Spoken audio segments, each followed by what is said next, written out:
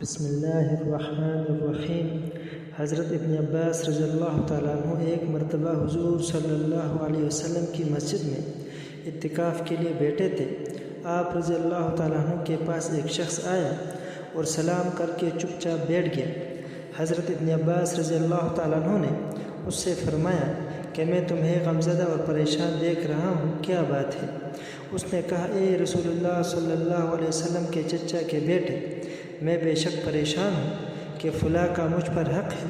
اور نبی کریم صلی اللہ علیہ وسلم کی قبر اطہر کی طرف اشارہ کر کے کہا کہ اس قبر والے کی عزت کی قسم، میں اس کے حق کے ادا کرنے پر قادر نہیں۔ حضرت ابن عباس رضی اللہ تعالیٰ عنہ نے کہا، اچھا کیا میں اس سے تمہاری سفارش کروں؟ اس نے عرض کیا، اگر آپ مناسب سمجھے تو۔ حضرت ابن عباس رضی اللہ تعالیٰ عنہ یہ سن کر جوتا پہن کر مسجد سے باہر تشریف لائے۔ اس شخص نے عرض کیا، آپ اپنا اعتکاف بھول گئے؟ فرمایا، بھولا نہیں ہوں، بلکہ میں نے اس قبر والے یعنی حضور صلی اللہ علیہ وسلم سے سنا ہے، اور ابھی زمانہ کچھ زیادہ نہیں گزرا۔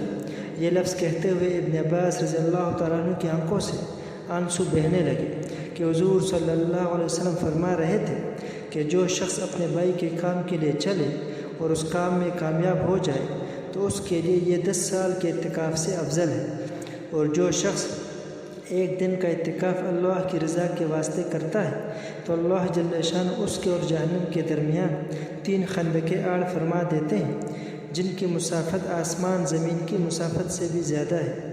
اور جب ایک دن کے اعتکاف کی فضیلت ہے تو 10 برس کے اعتکاف کی کیا کچھ ہو۔